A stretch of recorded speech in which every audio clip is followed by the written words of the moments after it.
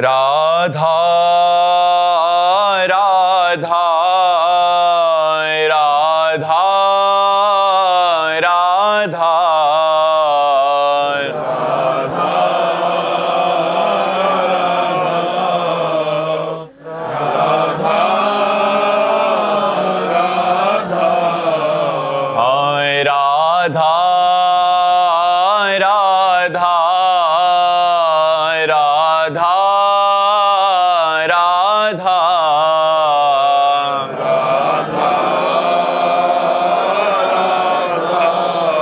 राधा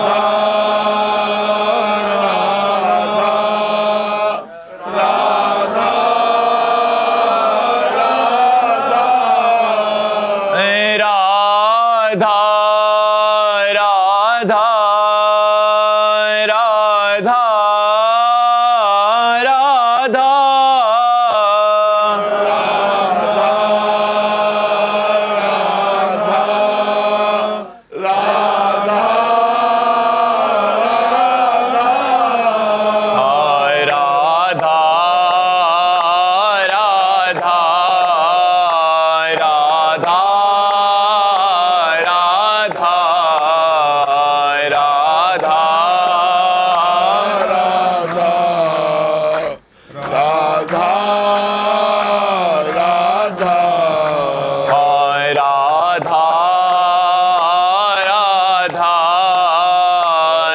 राधा राधा राधा राधा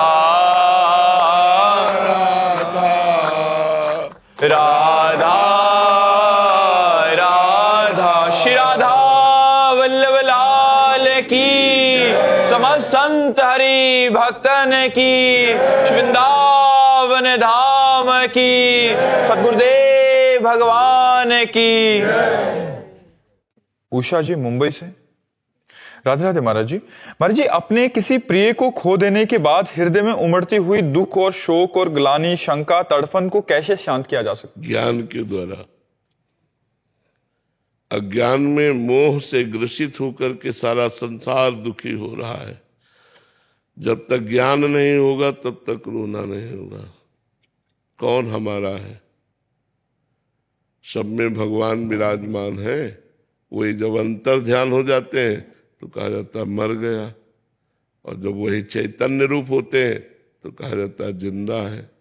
अब हमारे गर्भ से प्रकट हुआ या हमारे घर में प्रकट हुआ तो हम मान लेते हैं हमारा है।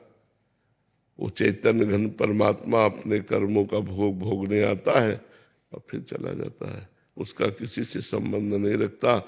हम अपनी तरफ से संबंध मानकर रोने लगते हैं। पांच तत्वों में विलीन हो गए और आत्मा कर्मों को लेकर नए जन्म में चला गया। हम यहाँ बैठे रो रहे हैं उसके लिए, मोह के कारण। जब तक मोह नाश नहीं होगा तब तक ये रोना धोना बंद नहीं होगा। इसका नाम मृत्यु लोक है। यहाँ सब मरेंगे, चाहे जो कोई हो, चाहे दुरात्मा हो, चाहे महात्मा अच्छा हो, चाहे बुरा, सबको यहाँ शरीर छोड़कर जाना पड़ेगा। फिर रोना क्यों? किस लिए रोना? जिसकी जितनी आयु है उतना रहेगा, इसके बाद चला जाएगा। जो पहले से तैयार न थे पछता पछता कर चले गए। हम तुम सबको जाना है, जाने की तैयारी कर लो, नाम जप करो, भगवान के आश्रित रहो, भगवान के लीला चरित्रों को सुनो, तो ये मोह नष्ट हो जाएगा। मोह नष्ट होते ही आनंद की अनुभूति होगी, रोना धोना थोड़ी होगा। अब यह ज्ञान की दशा है, इसलिए रोना आ रहा है कि मेरा पुत्र चला गया, मेरा भाई चला गया, मेरा मित्र चला गया, मेरा पति, मेरी पत्नी। ऐसे यहाँ जाना है सबको, अपने समय के अनुसार जाना है। कोई मरता नहीं है। आत्म तत्व कर्मों को लेकर नया जन्म लेता है, पंचभूत पंचभूतों में मिल जाते हैं, कोई मरता नहीं है। ये केवल हमारा मोह है कि मेरा था, वो किसी का नहीं था। वो न जाने कितने जन्म किस किस को माँ बाप बनाया, इस जन्म में तुम्हें बनाया, अगले जन्म में फिर और किसी का। तो ये सब मायाकृत है, इसलिए रोइए मत, नाम जप कीजिए और उस जीवात्मा को भी शांति मिले, नाम जप करके उसको दीजिए और स्वयं भजन कीजिए, आनंदित रहिए, मोह मत कीजिए, नहीं तो मोह तो बहुत ही दुखदायक है। मनोज साहू जी भोपाल से। श्री हरिवंश महाराज जी, गुरुदेव भगवान आपके द्वारा ही एक बार श्रवण किया था कि भक्ति मार्ग पर चलने से ब्रह्म ज्ञान या ब्रह्म मार्ग का जो संकेत या अनुभूति होती है स्वतः ही हो जाती है। महाराज जी भक्ति मार्ग पर चलते हुए हम कैसे अनुभूति करते हैं उसकी ब्रह्म? जब आप भजन करेंगे तो वो स्थिति आने लगती है, भजन से स्थिति आती है, भजन से ही कुछ अच्छा नहीं लगता, संसार के भोग कोई भोगने की इच्छा नहीं होती, तब धीरे धीरे अंदर ज्ञान स्फुरित होने लगता है। जितना भजन बढ़ाते चले जाओगे तो जैसे एक एक कवल में क्षुधा निवृत्ति तुष्टि और पुष्टि होती है, ऐसे एक एक नाम जप से संसार से वैराग्य, अपने स्वरूप का ज्ञान और भगवान से प्रेम, ये तीनों हो जाते हैं। पर जैसे कई दिनों का भूखा हो तो एक कवल भोजन पाने पर रोक दिया जाए तो उसको असंतुष्टता होगी, समझ में नहीं आएगा कि हमारी भूख मिट रही। जब वो आधा पेट होगा तब समझ में आएगा कि हमारी भूख मिट रही। ऐसे अनंत जन्मों से हम वासनाओं से घिरे रहे हैं, अब हम नाम जप शुरू करेंगे तो आधा पेट कम से कम नाम जपो, 24 घंटे में 12 घंटा, तब समझ में आएगा कि हाँ अब आपका भजन हो रहा है, आपको संसार से वैराग्य हो रहा है, आपको भगवान से प्रेम हो रहा है। इसलिए भजन को बढ़ाओ और कम से कम 12 घंटा लाओ, 24 घंटे में 12 घंटे भजन, तब आप फिर देखो कि आपके अंदर कैसे ज्ञान की भूमिकाएं बदलती हैं, कैसे भक्ति की ऊंचाई आती है। चीनू जी फरीदकोट से। राधे राधे महाराज जी। महाराज जी कर्म और भाग्य में क्या अंतर है? उसी को एक ही बात कहते हैं, जो हमारे भाग्य में कर्म के परिणाम रूप रचना लिखी गई है, जिसे प्रारब्ध कर्म कहते हैं, वही भाग्य है। और नया कर्म जो करते हैं वो क्रियमाण है, जो संचित जमा है उन्हें संचित कर्म कहते हैं। कर्म 3 प्रकार हुए, संचित कर्म, प्रारब्ध कर्म और क्रियमाण। क्रियमाण जो वर्तमान में कर रहे हैं, प्रारब्ध जो वर्तमान के कर्म का फल सुख दुख दे रहा है, वर्तमान में अच्छा कर रहे हैं लेकिन बुरा फल मिल रहा है, प्रारब्ध। वर्तमान में बुरा कर्म कर रहे हैं लेकिन अच्छा फल मिल रहा है, भाग्य, वही प्रारब्ध। जिस समय तुम्हारे भाग्य से पुण्य कर्म का फल नष्ट होगा और वर्तमान का पाप कर्म, पूर्व का पाप कर्म जुड़ेगा, उस समय तुम्हारा पतन हो जाएगा, नाश हो जाएगा, तुम्हारा महान दुख विपत्ति संकट में फंस जाओगे। इसलिए बहुत होश में चलना चाहिए। अगर आप होश में नहीं चलोगे तो आपसे पाप कर्म बनेंगे और वही पाप कर्म आपका प्रारब्ध बनकर आपको दंड देंगे, आपको दुख देंगे। तो कर्म क्रियमाण नया, प्रारब्ध पूर्व जन्मों के कर्मों का भोग, संचित बहुत जन्मों के कर्मों का एकत्रित गोदाम। मोना लिसा दुबे जी। राधे राधे महाराज जी। महाराज जी कोई व्यक्ति हमें दुख देता है तो हमारे पूर्व जन्म के कर्म उस व्यक्ति के द्वारा दुख के रूप में आते हैं, तो महाराज जी क्या उस व्यक्ति को भी आगे चलकर दुख प्राप्त होगा? प्राप्त होगा, क्योंकि उसका नया कर्म बन गया। आपके कर्म ने उसे प्रेरित किया, वो क्षमा भी तो कर सकता था, लेकिन उसने आपको दंड दिया तो उसका क्रियमाण बन गया, अब उसको भोगना पड़ेगा। जैसे आपका हमसे टक्कर लग गई, आपके प्रारब्ध कर्म ने धक्का दिलाया, हम क्षमा भी तो कर सकते हैं, हम क्षमा कर दिए तो हमारा क्रियमाण ठीक हो गया। और हमने आपको गाली दे दिया, आपको धक्का दे दिया तो हमारा नया कर्म बन गया, ये अब हमको भोगना पड़ेगा। यही तो परंपरा, कर्म परंपरा है, बराबर भुगताती चली जा रही है। वंसल जी रुड़की से। राधे राधे महाराज जी। महाराज जी आप पूछ रहे हैं कि जैसे जिन संतों का भगवत प्राप्ति होती है या आखिरी जन्म होता है तो उनको भी कर्म भोगने पड़ते हैं, प्रारब्ध होता है, तो महाराज जी क्या उनको भगवान माफ करते हैं कुछ, या भगवान कुछ माफ कर देते हैं या? हाँ, अरे पहाड़ के पहाड़ माफ कर देते हैं। वो तो ऐसे 150 ग्राम, 1 कुंतल में 50 ग्राम फटाफट भोगवा करके देखो ना। बड़े संतों की बड़ी पीड़ाएं होती, ये फोड़ा, ये कैंसर, ये चीज, ये दुनिया का दुख उन्हीं के ऊपर आ जाता है, क्योंकि उनका आखिरी जन्म होता है। तो जो पहाड़ का पहाड़ जमा होते हैं उनमें थोड़ा थोड़ा भुगता करके निपटा देते हैं। और संतों को इतना ज्ञान होता है कि मैं शरीर नहीं हूं, इसलिए शरीर में आने पर दुखों को वो व्याकुल नहीं होते, वो अशांत नहीं होते, विचलित नहीं होते, सह जाते हैं और भगवान का भजन करते हैं। विदिशा शर्मा जी, राधे राधे महाराज जी। महाराज जी, अगर कोई किसी की मदद करे पहले खुद से और फिर वही इंसान बार बार हमें ये बोले कि मैंने तेरे लिए ये किया, तू ऐसा बोल रहा है अभी, तो महाराज जी ऐसी कंडीशन में पहली बात तो जिसने किया और बोला तो उसका सारा पुण्य खत्म हो गया। दूसरी बात तो वो अब तुम्हें टॉर्चर कर रहा है, उसका नया कर्म बन रहा है, उसको दुख भोगना पड़ेगा। तुम केवल शांत रहो, कोई उत्तर मत दो। वो बार बार ऐसा कह रहा है तो उसकी हानि ही हानि हो गई। पहले कहने से उसका पुण्य नष्ट हो गया और बार बार कहने से उसका पाप बढ़ रहा है, क्योंकि आपको दुख दे रहा है और दुख देने के परिणाम में उसका पतन हो जाएगा, उसका नाश हो जाएगा, वो उसके लिए हानि का कारण बन जाएगा। इसलिए आप चुप रहो। आप जिस समय वो आपको बोले उस समय राधा राधा राधा, कोई बुरा मत मानो। जैसे देने पर उसके बुरा नहीं माने थे, ऐसे गाली देने पर भी बुरा मत मानो। उसका कर्म बिगड़ रहा है, आपका ठीक हो रहा है। दिशांत जोशी जी, उदयपुर से। राधे राधे महाराज जी। महाराज जी, अहंकार छोड़ना चाहिए, लेकिन मैं छोड़ते ही कर्म कौन करेगा? प्रकृति। 3 गुणों के द्वारा, किसका प्रश्न है? 3 गुणों के द्वारा कर्म होते। गुणाणु गुण वर्तनते मनुष्या पार्थ सर्वसा। आत्मा थोड़ी कर्म करती है। कर्म 3 गुणों के द्वारा होते, सतोगुण रजोगुण तमोगुण। जैसे यंत्र में चढ़ी हुई कठपुतली नाच रही है तो वो थोड़ी नाच रही, यंत्र नचा रहा है। तो माया रूढ़ानी, जो यंत्रारूढ़ानी मम माया, भगवान कहते हैं मेरी माया रूपी यंत्र के ऊपर आरूढ़ होकर सारा जगत नाच रहा है, माया नचा रही है 3 गुणों से।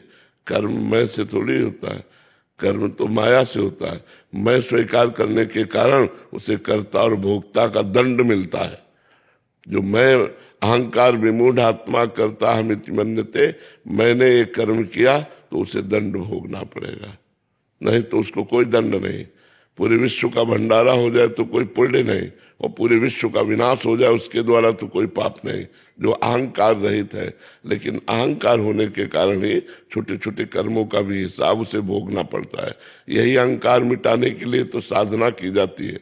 जो अंतःकरण का अहंकार है उसे मिटाना है। आत्मा मैं ब्रह्म स्वरूप है, वो निर्विकार है, वो चिदानंदमय है, उसके द्वारा कोई क्रिया नहीं होती, वो अक्रिय है, उसमें कोई संकल्प नहीं होता, वो गुणातीत है। वही मैं हूं, पर मैं भूल से अपने को शरीर मानकर और अंतःकरण के अहम धर्म से युक्त होकर कर्ता और भोक्ता भाव हो जाने के कारण हमारा जन्म मरण हो रहा है, हमें दंड भोगने पड़ रहे हैं। निर्विकार होने पर भी हम विकार को प्राप्त हो रहे हैं, अजन्मा होने पर भी हमारा जन्म मरण हो रहा है, और दुख रहित होने पर भी हमें दुख भोगना पड़ रहा है। यही कारण है। अगर मैं के द्वारा करता मैं ही है तो आपके अभी अभी शरीर में जो दिल धड़कता है तुम्हारे द्वारा धड़कता है क्या? तुम धड़काते हो क्या? माया के द्वारा धड़क रहा है कि नहीं? पलके तुम झपकाते हो क्या? स्वयं हो रहा है कि नहीं हो? ऐसे सब कर्म स्वयं हो रहे हैं। जिस गुण का आवेश हुआ उसके द्वारा हो रहा है। अब कर्ता भाव होने का तुम्हें भोगना पड़ रहा है, नहीं तो कर्ता भाव ना हो तो कोई भोगना नहीं पड़ेगा, कुछ नहीं भोगना। मैं ऐसे व्यक्ति, हमें करना क्या चाहिए फिर? क्या स्वयं होने दें सब कुछ, या क्या पहले मैं को समझ करके इसको त्यागो, तो तुम खुद देखोगे शरीर के द्वारा कितने अच्छे और पवित्र कार्य होते हैं, क्योंकि गंदे कार्य मैं से होते हैं। जब मैं पुरुष हूं तो फिर स्त्री का आकर्षण है, फिर मकान चाहिए, फिर गाड़ी चाहिए, प्रतिष्ठा चाहिए। अब उसके लिए पाप कर्म बनते हैं, पुण्य कर्म बनते हैं, दोनों कर्मों को भोगना पड़ता है। साधना के द्वारा मैं का त्याग कर दे तभी तो मुक्त पुरुष होता है। उससे जो भी कार्य होते हैं सब मंगल में होते हैं, क्योंकि पाप कर्म मैं के द्वारा होते हैं, और मैं हट गया तो पाप कर्म उससे होने नहीं है, तो मंगल में जगत मंगल के कार्य होते हैं। वही संत हो जाता है, चाहे वो पैंट शर्ट में हो, चाहे वो लाल पीले में हो। संत के लक्षण आ जाए तो संत हो जाता है, वो संत हो जाता है जी। आरती जी दिल्ली से। श्री हरिवंश महाराज जी। महाराज जी, अभिमान जनित हीनता क्या है? पूज्य भाई जी के अनुसार अभिमान जनित हीनता का जो बोध है वो हीनता नहीं बल्कि अभिमान का शोभ है। साधक स्वयं में इसे कैसे पहचाने? अभिमान जनित हीनता का तात्पर्य होता है कि इनके पास तो गाड़ी है, मेरे पास गाड़ी नहीं है। इनके पास बढ़िया मकान है, मेरे पास मकान नहीं है, ये तो बड़े पदों में है, हम तो कुछ नहीं है। तो ये जो हीनता है ये जलाती रहती है, ये दैन्यता नहीं है, ये जलाती रहती है, कामना जनित हीनता है। दूसरों की उन्नति देखकर अपने हृदय में जो जलन हो रही है, मत्सरता, ये अहंकार। इससे बाहर कैसे? सर्वलोक महेश्वर भगवान अभी बताया नहीं, यद्यपि वो निर्धन है फिर भी लोक में धन्यवाद का पात्र है यदि हम धर्म से चल रहे हैं। गरीबी से चलो तो दीपक की तरह जलते रहोगे धर्म पूर्वक, और अगर ज्यादा जल्दी करोगे, पाप कर्म करके धनी बनना चाहोगे तो हाइलोजन की तरह जलोगे। एकदम फोकस हुआ और एकदम आराम से बुझ गए, और वो दीपक की तरह जलता हुआ कुल परंपरागत पवित्र भाव से चलेगा। पाप कर्म करने वाला कभी सुखी नहीं हो सकता। तो हमको ये नहीं देखना, अपने में हीनता नहीं लानी कि यार इनके तो ये है, इनके तो नहीं। भगवान ने मुझे जिस परिस्थिति में रखा है बहुत अच्छा रखा है और बड़ी उनकी कृपा है। देखो अगर भगवान हमारी आंखें ले लेते और फिर सोचो जीवन भर ऐसे बंद रहे तो घबराहट नहीं पैदा हो जाती। भगवान ने हमको आंखें दी, कान दिया, बोलने को दिया, चलने को दिया, चखने को दिया, मतलब हर।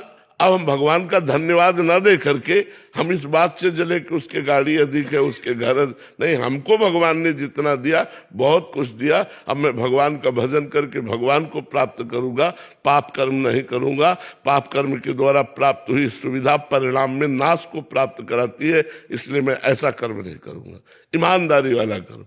और पहले लोगों के दिमाग में ईमानदारी भरी रहती थी। हमने देखा है कि पहले बेईमानी से लोग डरते थे। हमने कई बार बताया कि हम बच्चे थे, हमारे घर में गेहूं बेचा गया, क्योंकि किसान आदमी के यही धन प्राप्ति का उपाय था।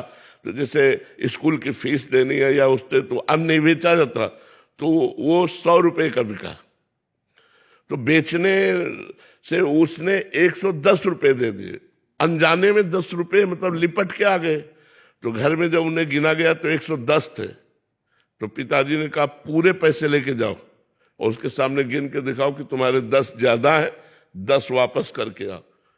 तब वो 10 वापस कर, नहीं तो मान लो ऐसी स्थिति में जहां 100 रुपये का गेहूं बेचा जाता है वहां 10 रुपये काफी लाभ है, लेकिन नहीं, बोले पूरे रुपए ले जाओ और उसके सामने गिनो और गिन कर दिखाओ कि 10 तुम्हारे ज्यादा है, उनको दे के आओ। तो ऐसे पिता के होने के कारण ही तो भगवान के मार्ग में चल पाए हम। अगर ऐसे माता पिता ना होते, धर्मात्मा महात्मा ना होते, तो हम कहाँ से महात्मा पैदा हो जाते। तो पहले हमने देखा पुराने जमाने के जो नियम थे वो ईमानदारी वाले थे। बेईमान आप उनकी शरण में चले जाओ, वो मर सकते हैं लेकिन आपका बाल बांका नहीं होने दे सकते। और आज धोखा है, वही आदमी आपको मार सकता है। और पहले था मेरी शरण में आया है चाहे मेरी जान चली जाए, लेकिन मैं इसको कभी अहित नहीं होने। पहले विश्वास, धर्म, ये सब। अब धीरे धीरे कलयुग का ऐसा समय आता जा रहा है कि विश्वास और धर्म एक कोने में समेटता चला जा रहा है, अधर्म और अविश्वास ये बढ़ता चला जा रहा है। पति पत्नी में विश्वास नहीं, मतलब आप देखो विश्वास कितना कम हो गया कि पति पत्नी तो एक शरीर के 2 हिस्से समझो, पति पत्नी को उनमें विश्वास नहीं। तो ये जब हम धर्म से चलेंगे, भगवान का नाम जप करेंगे, भगवान के आश्रित रहेंगे, तो हमारा जीवन बड़ा सुखी रहेगा, शांति रहेगी। जिस शांति की खोज हम बाहर कर रहे हैं वो हमारे हृदय में है। और अगर शांति है तो सबसे बढ़कर धन है। दुनिया का धन एक तरफ और संतोष धन एक तरफ।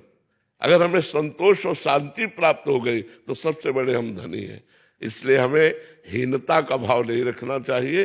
अभिमान जनित हीनता यही होती है कि काश मैं भी ऐसा बन जाता, और जल रहा है अंदर, ऐसा नहीं होना चाहिए। अमन जी जयपुर से। राधे राधे महाराज जी। महाराज जी, क्या नाम सुनने और नाम जप करने का फल अलग अलग होता है? मैं जप नहीं कर पाता लेकिन श्रवण कर लेता हूं। नहीं, काम नहीं बनेगा। बराबर श्रवण थोड़ी करते हो, 24 घंटे बराबर श्रवण थोड़ी करते हो। तो नाम जप क्या है कि जैसे सांप अंदर बिल के बैठा हुआ है और ऊपर से लाठी चलाओ तो सांप के ऊपर कोई फर्क पड़ेगा क्या? ऐसे ही हमारा जो मन है वो अंदर है, हृदय में है, और कान से हम सुन रहे हो, मन संसार का चिंतन कर रहा है। आराम से कर रहा है कि नहीं? आप देखना, जब आप कान से सुन रहे हो तो देखना वो संसार का चिंतन कर रहा है, उस पर कोई फर्क नहीं पड़ रहा।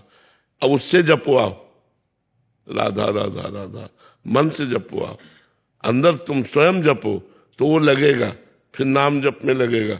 तो कभी श्रवण कर लिया और कभी नाम जप भी किया। केवल श्रवण बराबर थोड़ी करते हो, थोड़ी देर किया इसके बाद खत्म। तो श्रवण में मन चंचल बना रहेगा, लेकिन जब मनन करेंगे तो स्वयं को मन को लगना पड़ेगा। इसलिए नाम जप करो स्वयं, कभी श्रवण कर लिया और कभी सुमिरन कर रहे हैं। श्रवण कथन सुमिरन सेवन चितलावहीं। श्रवण कथन, श्रवण भी किया, कभी गा भी रहे हैं, कभी सुन भी रहे हैं और कभी जप भी रहे हैं। अंदर ही अंदर उसको सुमिरन कर रहे हैं, तब काम बनेगा। प्रधान कार्य श्रवण और कथन का तो सुमिरन ही है। सब साधनों का फल यही है कि अंदर ही अंदर हमारे भगवान का नाम चलने लगे, तब हमारा परम मंगल हो जाएगा, सारे पाप नष्ट हो जाएंगे। वैसे श्रवण मंगलम, भगवान की कथा, भगवान का नाम, भगवान की चर्चा श्रवण मंगलम, सुनने मात्र से मंगल कर देती है। लेकिन मन को लगाने के लिए हमें अंदर जप भी करना पड़ेगा, सुमिरन भी करना पड़ेगा। शिवम शर्मा जी गोवर्धन से, राधे राधे महाराज जी, आपके चरणों में कोटि कोटि प्रणाम। महाराज जी, आप हम ब्रिजवासियों की महिमा बताते हैं महाराज जी, लेकिन महाराज जी हम लोगों से संत वैष्णवों की निंदा बहुत होती है। प्रभु जी श्री कृष्ण कहते हैं कि जो मेरे भक्तों के प्रति अपराध करता है मैं उसे कभी क्षमा नहीं करता। महाराज जी, हम क्या सुधार करें? हाँ, नहीं करना चाहिए। देखो, आप तो ब्रजवासी हो।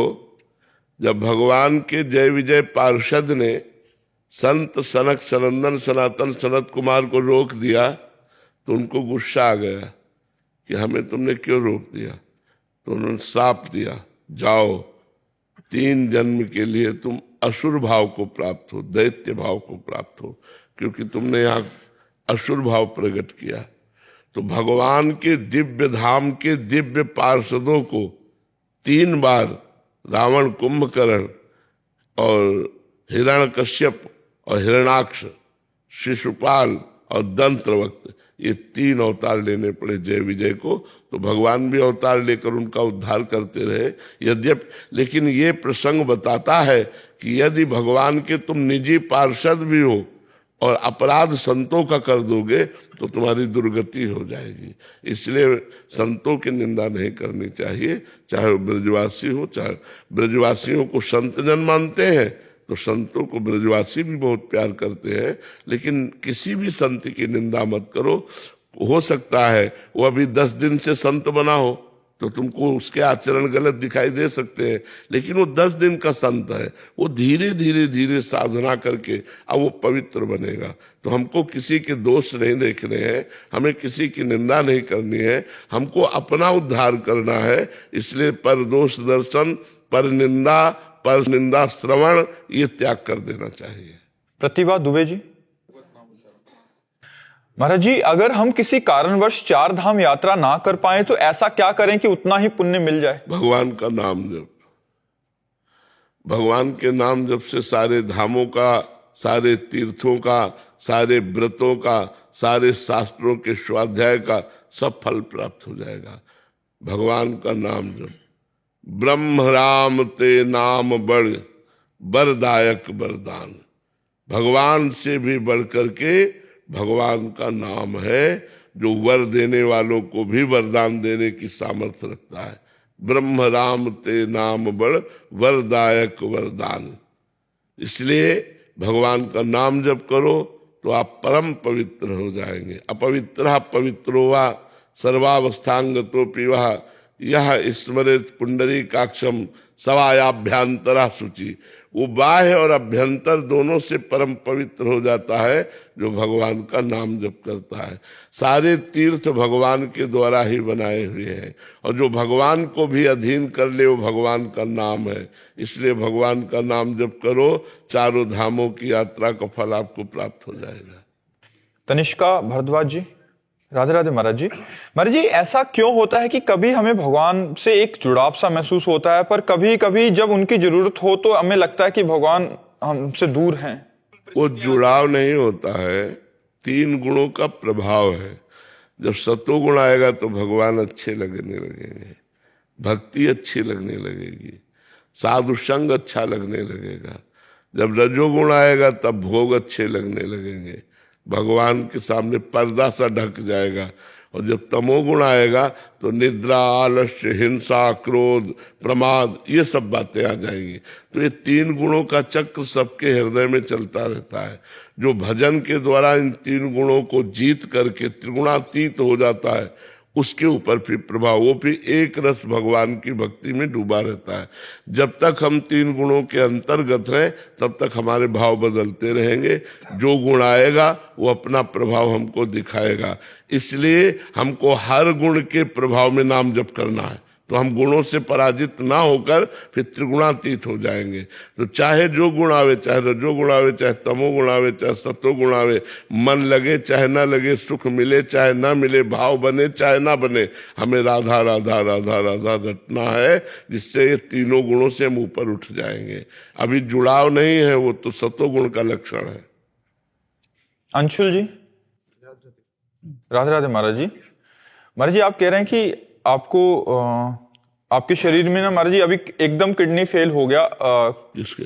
महाराज जी लास्ट 6 महीने में ही 80% किडनी डैमेज हो गई है, अब 20% बची है, उसका इलाज चल रहा है मेरा। तो गाइडेंस चाहिए महाराज जी, मार्गदर्शन चाहिए कि ऐसे में क्या करना चाहिए। हम तो बच्चा भगवान के सहारे हैं और भगवान का नाम जप करते हैं। हमारी तो 100% फेल है, तुम्हारी तो 80% फेल है। हम तुम्हें गाइडेंस क्या करें, हम शरीर में नहीं रहते, शरीर को पीड़ा, हम शरीर के दुख सुख में नहीं रहते हैं। अब बचपन से अभ्यास किया है और भगवान की शरण में, तो ये कला आपको थोड़ी मिल जाएगी, क्योंकि आप भगवान से जुड़े नहीं हैं, भगवान में चित्त अर्पित नहीं किया है। तो जब तक भगवान में चित्त अर्पित नहीं किया जाता तब तक ये दुख सुख और सब। अब न मरने की चिंता है, अगर भगवान में चित्त जोड़ दो तो आनंदित हो सकते हो, नाम जप करो तो आनंदित हो सकते हो। हाँ, आप निराश मत होइएगा, आप निराश मत होइएगा, अच्छे डॉक्टर से मिलिएगा। हो सकता है आयुर्वेदिक डॉक्टर ऐसा मिल जाए, होम्योपैथिक डॉक्टर ऐसा मिल जाए, या वो जो थेरापी करते हैं ऐसा कोई मिल जाए। आप एक बार प्रयासरत रहिए, भगवान से प्रार्थना कीजिए और नाम जप कीजिए, और निराश बिल्कुल मत होइएगा। इसमें सबसे ज्यादा होता है कि जब हमारे शरीर में कोई रोग होता है और हमें इस बात का पता चलता है तो हम टूट जाते हैं, हम निराश हो जाते हैं, हम उदास हो जाते हैं। ये नहीं होना चाहिए, इसका बहुत बड़ा रोग पर प्रभाव पड़ता है। देखो, अगर हम प्रसन्न न रहें तो हम गिर जाएं। हम हर समय प्रसन्न रहते हैं, भगवान के बल से हर समय प्रसन्न रहते हैं, इसलिए हम स्वस्थ जैसे रहते हैं। इतनी कठिन परिस्थिति में भी हम आपसे वार्ता कर रहे हैं, हम सत्संग कर रहे हैं, इसलिए निराश तो होइएगा नहीं, प्रसन्न रहिएगा और 2-3 किलोमीटर आराम से चलिएगा और डॉक्टरों से सलाह करके उचित आहार लीजिएगा और आपकी किडनी फिर आ सकती है। आप प्रयासरत रहिए, निराश मत होइएगा, ठीक है? हर्षित जी, राधे राधे महाराज जी। महाराज जी, श्री जी से प्रेम कैसे हो? प्रेम के लिए तड़फन। प्रेम मूल यह नाम है, प्रेमी रसिक जपत यह नाम, प्रेम मगन निजुबन विश्राम, श्री हरिवंश जहां रहे।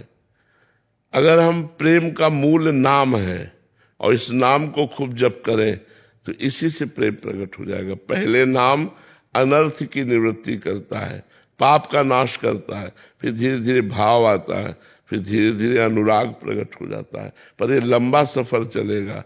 जब हमारा रात दिन भजन होगा तब हमें भगवत प्रेम होगा। 24 घंटे उठते बैठते चलते फिरते खाते पीते काम करते एकांत में बैठते हर समय नाम जप करो, इसी से प्रेम प्राप्त हो जाएगा। भजन न सेनी प्रेम की, भजन न होई संग बिनु, भजन बिना नहीं प्रेम, छिन्हू भजन न छाड़िए धरिए या दृढ़ नेम। बिना भजन के प्रेम नहीं होता और बिना महापुरुषों के संग के भजन नहीं होता।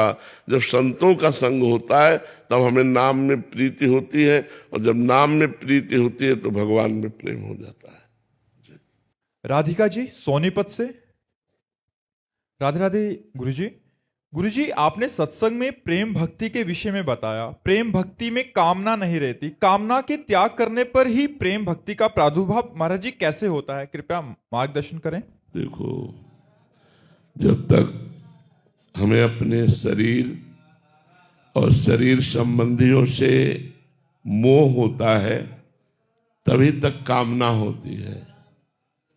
यदि हमारा शरीर भगवान को अर्पित हो जाए और सारे संबंध भगवान को अर्पित हो जाए, सारे संबंध, नाथ सकल संपदा तुम्हारी, मैं सेवक समेत सुत नारी, परिवार का संबंध भगवान के चरणों में, शरीर का संबंध भगवान के चरणों में, तो हमको भगवान की तरफ से ये ज्ञान प्राप्त होता है कि हमारे भगवान सर्वज्ञ हैं।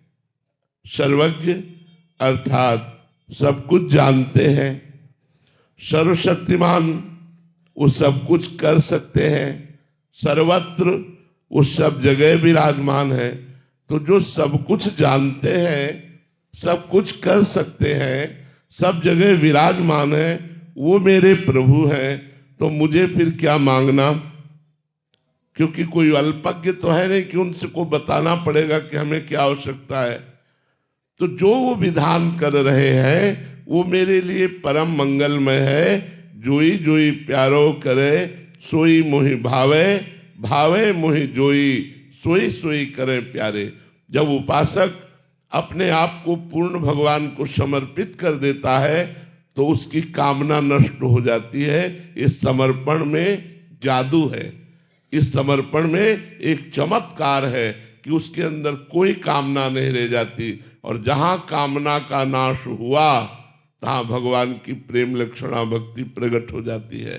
सकल कामना हीन जे राम भगति रस लीन, भगवान की भक्ति के प्रेम रस में वो उपासक लीन हो जाता है, जिसकी कामनाएं शांत हो जाती। सबसे बड़ी कामना शरीर भोग की रहती है। त्रिभुवन में इसका बहुत बड़ा प्रभाव है काम का।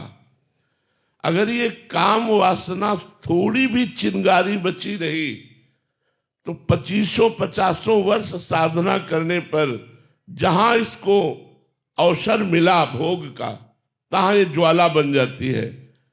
इसलिए उपासक को ऐसा नहीं समझना है कि मैं निष्काम हो रहा हूं, मेरे अंदर कोई कामना नहीं। भगवत प्राप्त महापुरुषों के हृदय में भी काम अपना प्रभाव दिखा देता है। जैसे देवर्षि नारद भगवान के 24 अवतारों में एक अवतार भी है और भगवान की प्रेम लक्षणा भक्ति के आचार्य भी है, लेकिन उनको जब यह अभिमान आया कि मैं काम विजयी हूं तो उनको फिर ब्याह की सूझी और बड़ा चरित्र है, कई बार सुना चुके हैं।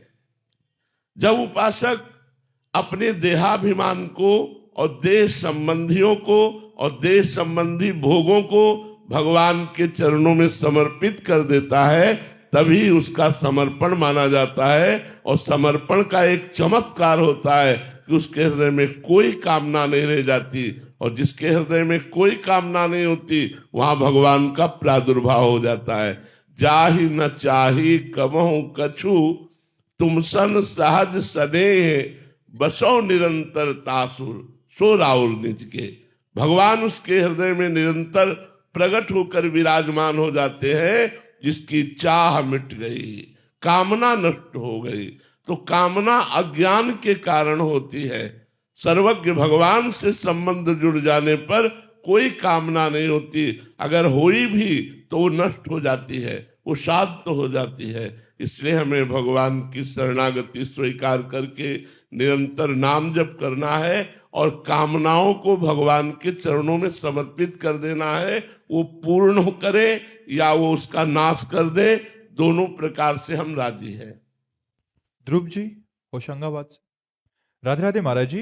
महाराज जी, श्री जी और गुरु कृपा से हमें ये पता चल जाए कि ये सिद्ध संत हैं, तो उस सिद्ध संत से लाभ कैसे लें?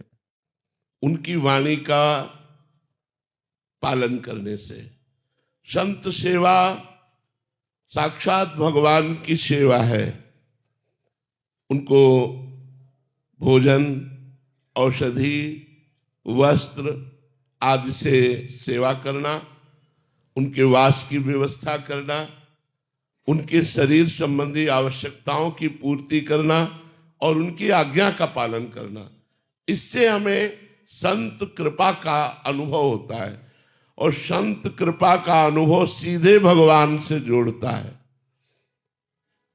बड़े भाग पाइब सत्संगा, बिनहि प्रयास होय भव भंगा।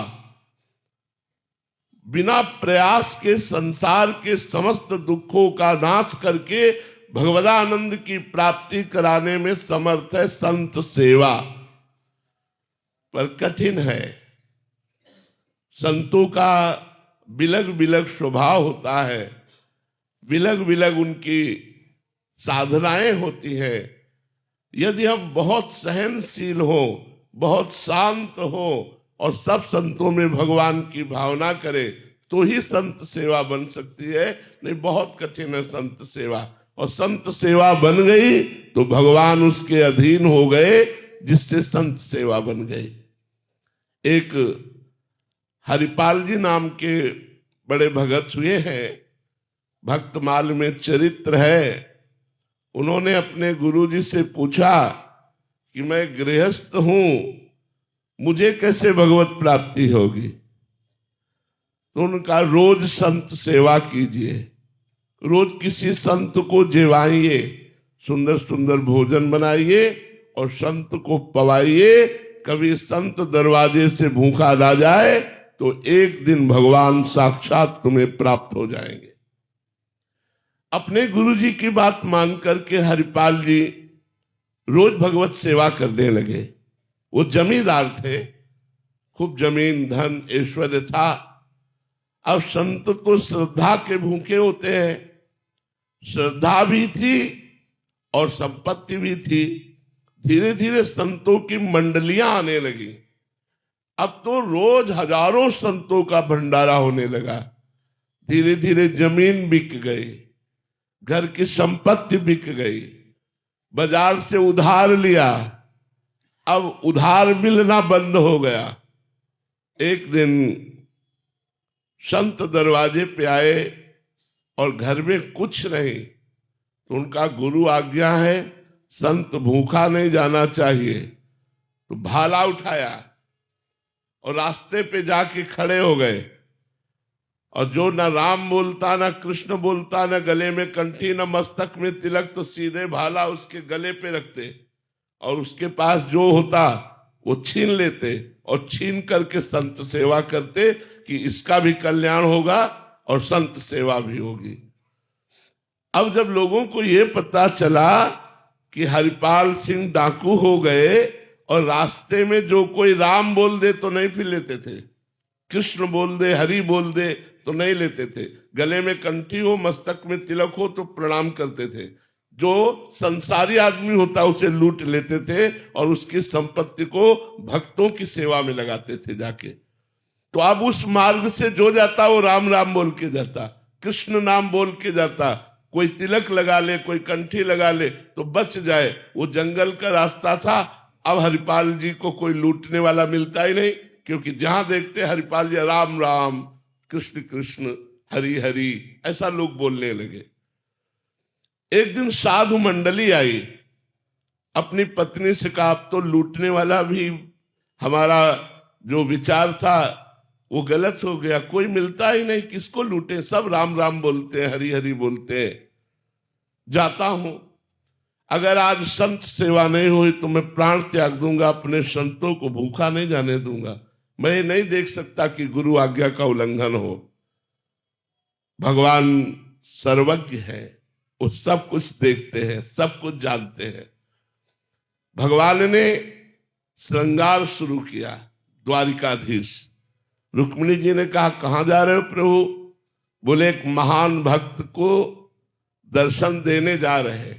तो बोले आप अकेले अकेले नहीं जाओगे, हम भी जाएंगे। तो बोले देखो पूरा श्रृंगार करके चलना होगा, हमारे साथ चलना होगा तो, और कोई भी भागवतिक चिन्ह नहीं धारण करने, और रास्ते में केवल धन की बात करनी है, रामकृष्ण हरि भगवत चर्चा कोई नहीं करनी। बोले प्रभु आज तक तो हमने ऐसा अजीब भक्त नहीं देखा, भक्त तो भगवत चर्चा सुन के प्रसन्न होते हैं। बोले नहीं, कोई भगवत चर्चा नहीं करनी, श्रृंगार पूरा कर लो, कोई भागवतिक चिन्ह नहीं धारण करना। हरिपाल जी उदास खड़े थे उसी मार्ग में कि कोई निकले तो मैं चोरी उसकी वस्तुओं की करके संतों का भंडारा कर दूं। बड़ी मंडली संतों की बैठी हुई है। जो ही नजदीक गए, सोई भगवान ने कहा, भैया सुनते हैं इस मार्ग में चोर लगते हैं, आपको मैं 2 असरफियां देता हूं, मुझे पार कर दोगे? हरिपाल जी से ही। तो हरिपाल जी ने कहा, ये तो बहुत बड़ा धनी आदमी। बोले हम बिल्कुल पार कर देंगे, असरफियां अपने पास रखो। उन्होंने सोचा 2 असरफी से क्या होगा, पूरा लूटेंगे इसे।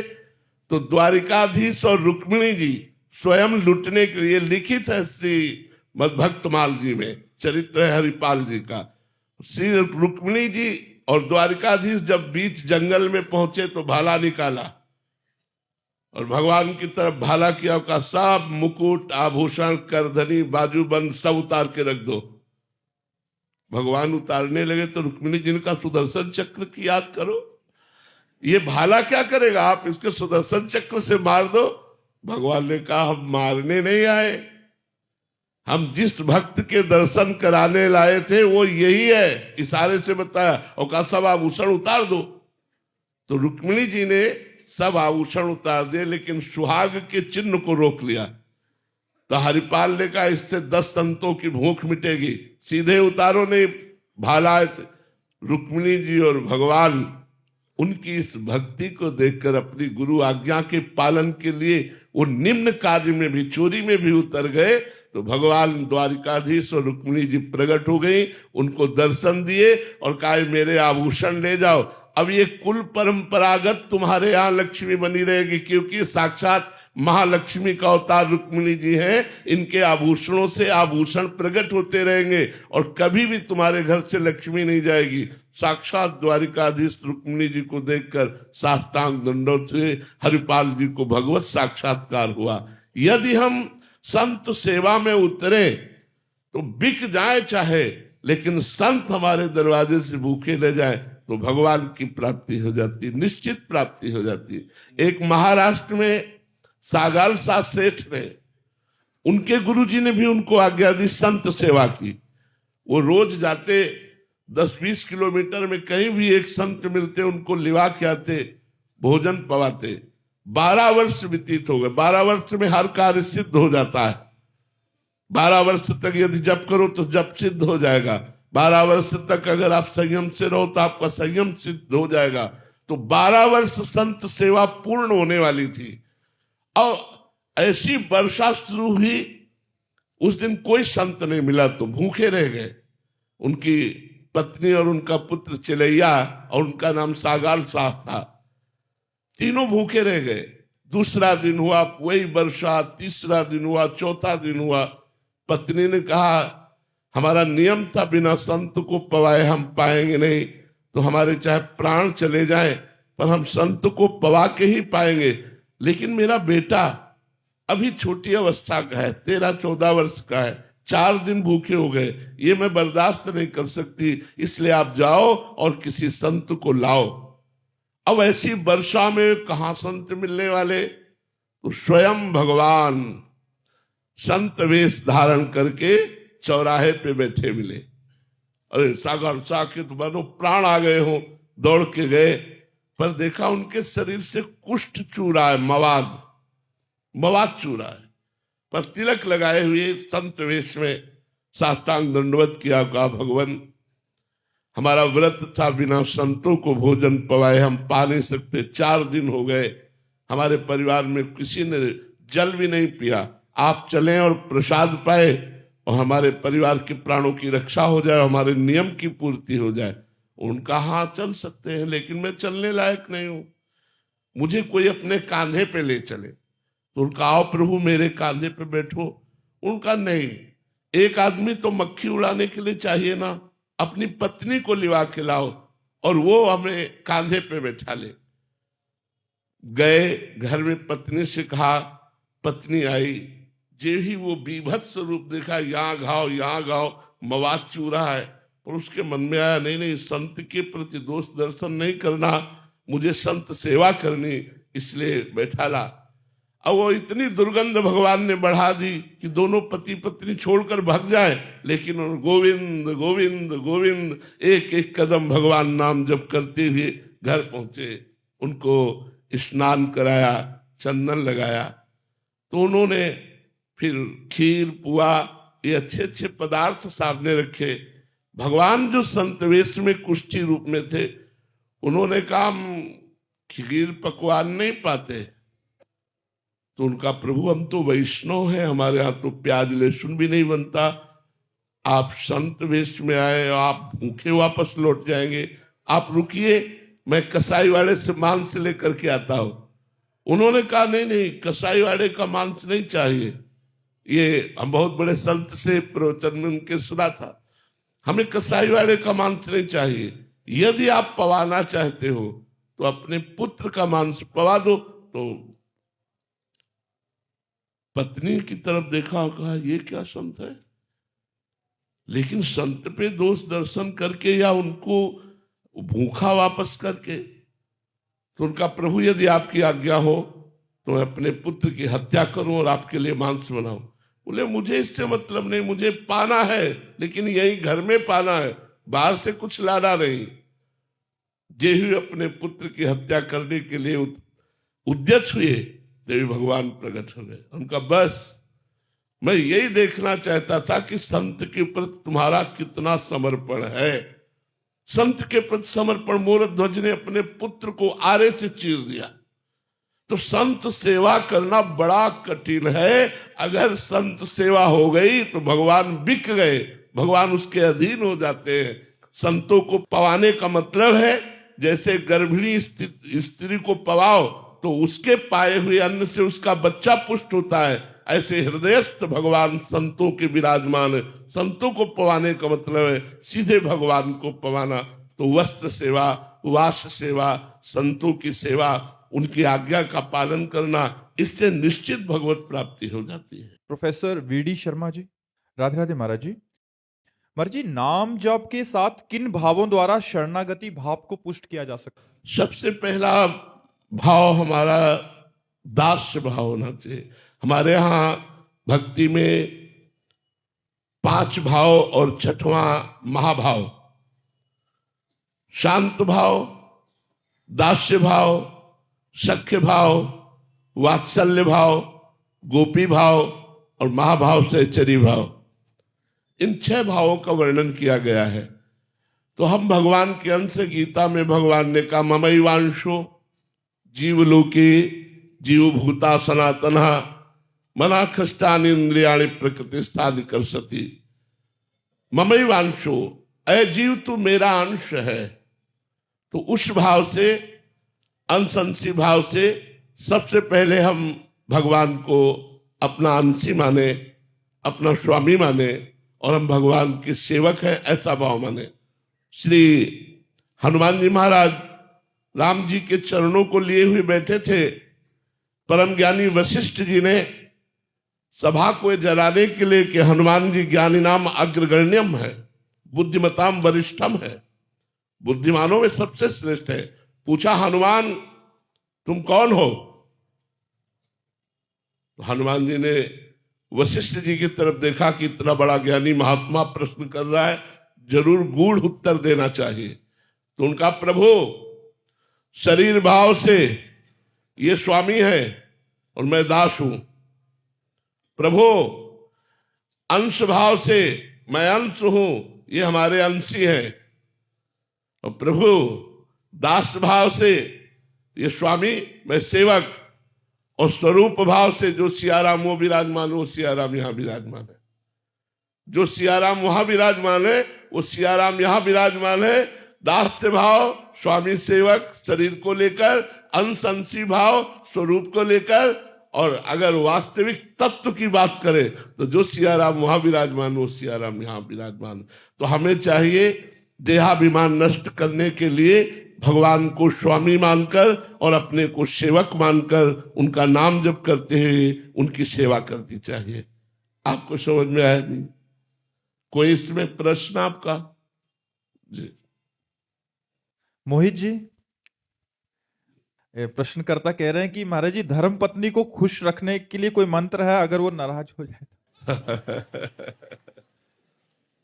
देखो, इसके हम विशेषज्ञ नहीं हैं, लेकिन शास्त्र के अनुसार हम बता सकते हैं कि यदि हम अपनी धर्म पत्नी की कामना पूर्ति करें और उसके मन के प्रतिकूल कभी आचरण न करें तो वो हमारे अधीन हो जाएगी। उसके मन के प्रतिकूल आचरण न करें और सदैव उसकी कामना की पूर्ति में तत्पर रहे और अन्य स्त्री से संबंध न बनावे। अगर कामना की पूर्ति भी करेंगे और उसको ये पता चले कि आप किसी अन्य स्त्री से संबंध बनाए हैं तो शायद है वो आपको पसंद नहीं करेगी। कोई भी पत्नी ये पसंद नहीं करेगी कि उसका पति किसी पर स्त्री से प्रेम करे। तो आपको चाहिए कि संपूर्ण वृत्ति लगाकर अपनी पत्नी में भगवान का दर्शन करते हुए उसमें प्रेम कीजिए और कामना की उसकी पूर्ति कीजिए। प्रतिकूल अगर वो व्यवहार करती है तो आप मुस्कुराकर शांत हो जाइए। इसी से आप अपनी पत्नी को अधीन कर सकते हैं और दूसरा कोई उपाय नहीं है, कोई ऐसा मंत्र नहीं है कि हम आपको बताएं। महाराज जी आपको हर एक विषय का ज्ञान कैसे है महाराज जी? आप ना गृहस्थी में गए, पिता का क्या कर्तव्य है, पति का, पुत्र का, पत्नी का? चूंकि भगवान हमारे सब रूपों में विराजमान है, जब भगवान का ज्ञान हो जाता है तो सब ज्ञान हो जाता है। आप किसी भी विषय में प्रश्न कीजिएगा, भगवान तुरंत आपको उत्तर देंगे बिना सोचे विचारे, क्योंकि भगवान ज्ञान स्वरूप है ना, वही भगवान हमारे हृदय में बैठे हैं। तो जहां आप प्रश्न करते हैं तो प्रश्न बाद में पूरा होता है, उत्तर हमारे दिमाग में पहले आ जाता है। नहीं तो हमको ये कोई बताते थोड़ी कि आज क्या प्रश्न करना है। जो प्रश्न करो आप तुरंत उत्तर लीजिए, उसका सटीक उत्तर लीजिए। ऐसा नहीं कि मनमानी उत्तर।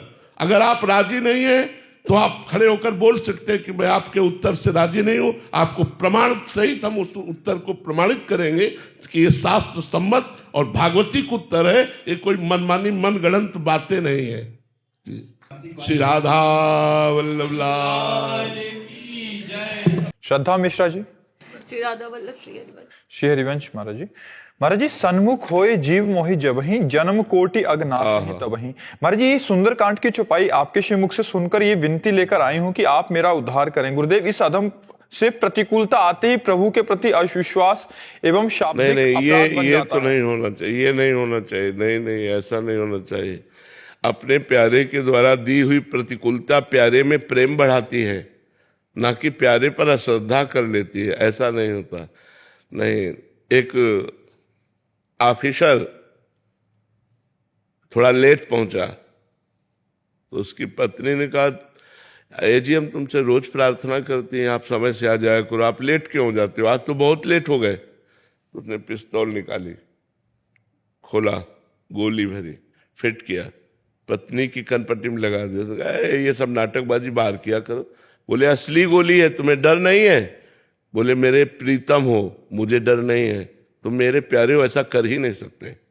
उसने हंसकर पिस्तौल नीचे रख ली। बात समझ में आई? प्रभु मेरे प्यारे हैं और मंगल भवन है, उनकी ताकत ही नहीं कि वो मंगल कर सके। उनका जिन्होंने मारने का प्रयास किया उनको तो परम पद दे दिया और हम राधा राधा बजते हैं वो हमारा मंगल कर देंगे। कैसी बात करते हो?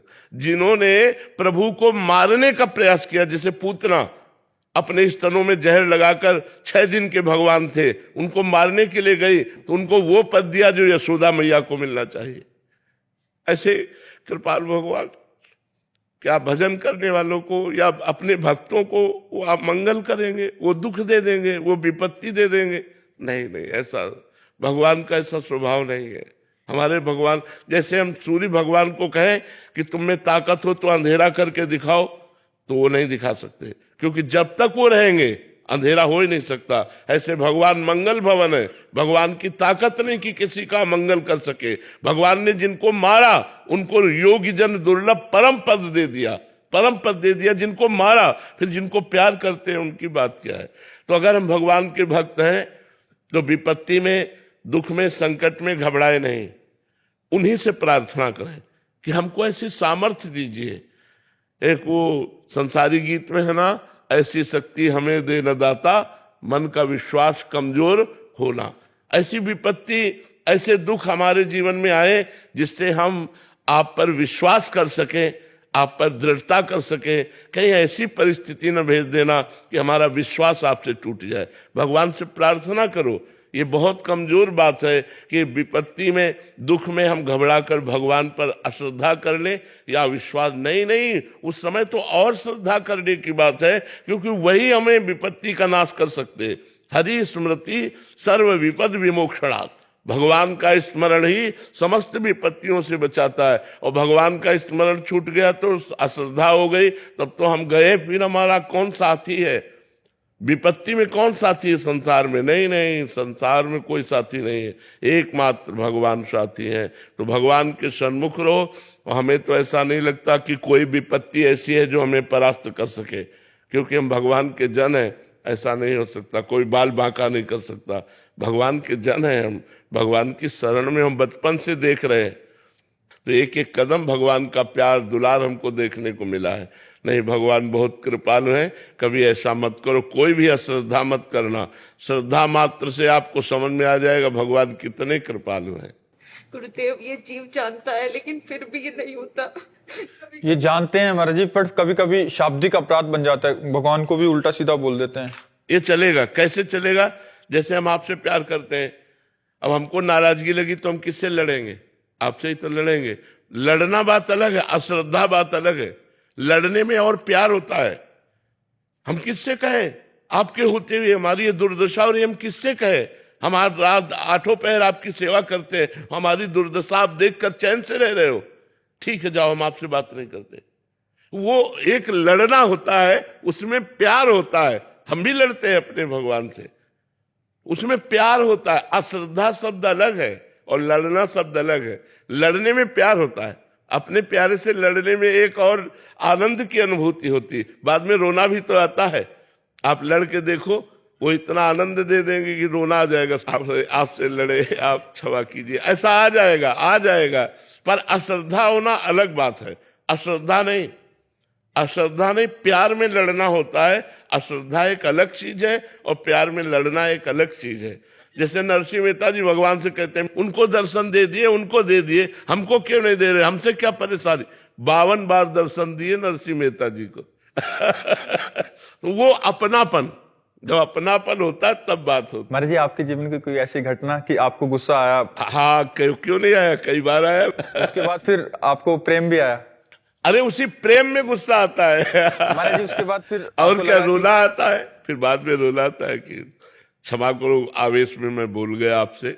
वो सुनते हैं और वो एक एक सेकंड की सुनते हैं, एक एक सेकंड का हिसाब करते हैं। ऐसा नहीं है, बहुत प्यारे लाडले, वो कोई मूर्ति नहीं है। वो यही है, यही सबके बीच में, हर कण में, हर क्षण में, आप में, सब में वो समाये हुए हैं। कोई उनसे प्यार करके तो देखे। इतना बड़ा प्यार करने वाला कोई आशिक ही नहीं, जितने बड़े भगवान हैं। कोई प्यार करके तो देखे। इतने सुंदर, इतने महान, सर्वश्रेष्ठ, सर्वलोक महेश्वर, और वो हमारे प्यारे। छाती चौड़ी हो जाती है यार, मस्त हो जाता है जीवन, नाचने को करता है कि भगवान ने मेरी बात बना दी कि हमारा यार बन गए भगवान, हमारा प्यार बन गए भगवान। संसार से हटा करके अपने से प्यार करवा लिया, हमारे जीवन को धन्य कर दिया भगवान ने। अरुण जी, करनाल से। राधे राधे महाराज जी, आपके चरणों में कोटि कोटि प्रणाम। महाराज जी, जिस शांति के लिए हम सारी उम्र भागते रहते हैं वो हमारे अंदर ही है, तो इतनी बाद में क्यों पहुंचते हैं वहां तक? बाहर से आप भटक गए ना, अब इंद्रिय और मन बहिर्मुख हो गया। बहिर्मुख का मतलब संसार में। अब संसार में भटकने के कारण शांति तो अंदर है और भटक बाहर रहे। मानो चाबी घर में खो गई और वो घर में है, और हम दरवाजे के बाहर पूरा दिन भटकते रहे। शाम के जब थक के आए तो पता चला चाबी तो घर में ही है। तो शांति तो हृदय में है, तो हृदय में टिकते कहाँ हैं? सारा हृदय बाहर फैलाए हुए है, संसार के सारे रागों में फैलाए हुए है। तो यहाँ शांति थोड़ी। दुखालयम अशांततम। जैसे मिठाई की दुकान में जाओ और वहां बोलोगे जरा गीता जी देना, तो आपको कहेगा ग्रंथालय में जाओ, ये तो मिष्ठान भंडार है। तो संसार को भगवान ने क्या लिखा है? दुखालयम अशाश्वतम, हेडिंग डाल दी ऊपर। ये दुख का घर है और नाशवान है। महाराज जी, फिर क्या संसार गृहस्थी छोड़ के? छोड़ना कहाँ है? छोड़ना थोड़ी कुछ है। कभी कुछ छोड़ना नहीं है, परिवर्तन करना है और जोड़ देना है। जैसे आपने एक कर्म किया, 2 घंटे कर्म किए, और उसके बाद कृष्णार्पणमस्तु ये जोड़ दिया, वो कर्म भगवान को समर्पित कर दिया, तो भगवत समर्पित कर्म आपको मोक्ष की तरफ ले जाएगा, बंधन की तरफ नहीं ले जाएगा। और कहीं बीच बीच में कृष्ण कृष्ण राधा राधा भी जप लिया और वो कर्म भगवान को समर्पित कर दिया, वो कर्म भगवान को समर्पित होने के कारण आपका परम मंगल कर देगा। वो निष्काम कर्म हो गया, वो भगवत समर्पित कर्म हो गया, वो आपका मंगल कर देगा। वही कर्म है, हल जोत रहे हो, चाहे व्यापार कर रहे हो, चाहे कोई ड्यूटी दे रहे हो, यत करोश भगवान ने कहा। उसमें ये नहीं कहा कि ये करो, यही समर्पित करो, कहा यत करोश, जो तुम कर रहे हो, पाप कर्म छोड़कर। पाप कर्म समर्पित नहीं किए जाते। जैसे हम भोग लगाते हैं तो अभक्ष पदार्थों का त्याग कर देते हैं, मांस मछली अंडा लहसुन प्याज, इनका हम त्याग करके भोग लगाते ठाकुर को। तो ऐसे हम पाप कर्म का त्याग करके अच्छे कर्म, हर जगह अच्छे कर्म है। जैसे आप कोई सर्विस कर रहे हैं और उसमें से बेईमानी कर रहे हैं तो पाप कर्म कर रहे हैं। आप सर्विस कर रहे हैं, ईमानदारी से कर रहे हैं, वो धर्म कर्म है। बात है चाहे 1 रुपया की बेईमानी हो, लेकिन पाप कर्म बन गया। और ईमानदारी से कर रहे हो, ठीक है गरीब हो, लेकिन आप धन्यवाद के पात्र हो, भगवान आपको धन्य करेंगे। सकल भुवन मध्य निर्धना पितेपि धन्या, निर्धना तेपि धन्या। यद्यपि वो निर्धन है, तेपि धन्या, जिसके हृदय में भगवान की भक्ति विराजमान है, जो धर्म से चलता है। निर्धना तेपि धन्या, सकल भुवन मध्य, पूरे ब्रह्मांड में वो धन्यवाद का पात्र हो जाता है जो धर्म से चलता है, भगवान की भक्ति करता है। तो हमको ये देखना है कि छोड़ना कुछ नहीं। कहाँ भाग के जाओगे, हमें बताओ, माया रहित स्थान बताओ। चलो जहां आप कहो वहां आपको माया दिखाए, माया ही माया है। भाग के कहाँ जाओगे, कहीं भाग के नहीं जाना। जहां हो वही साधना करो और माया रहित हो जाओ। जहां हो वही साधना करो, जिस परिस्थिति में हो उस परिस्थिति में साधना करो। अच्छा, साधना कलयुग की, इसमें विशेष जोर पसीना चुआने में नहीं दिया गया। सुलझ के, समझ के हम कर्म करें, समझ के, और नाम जप करते रहे और भगवान को समर्पित करते रहे।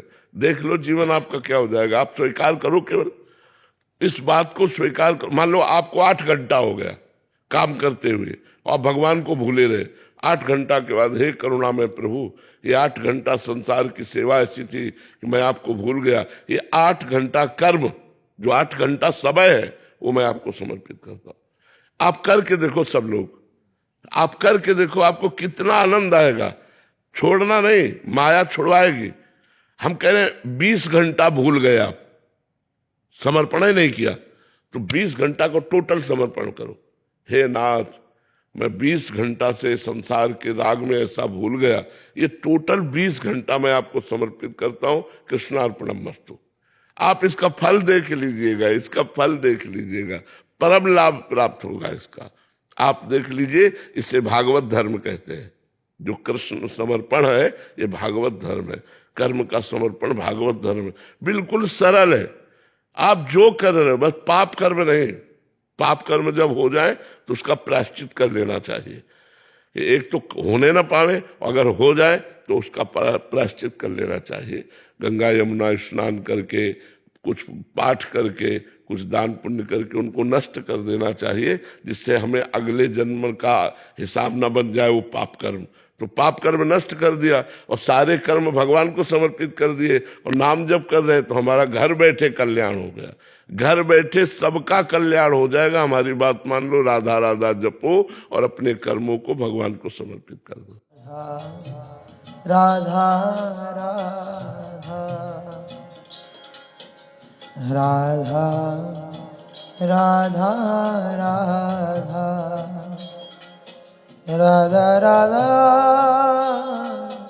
राधा राधा राधा राधा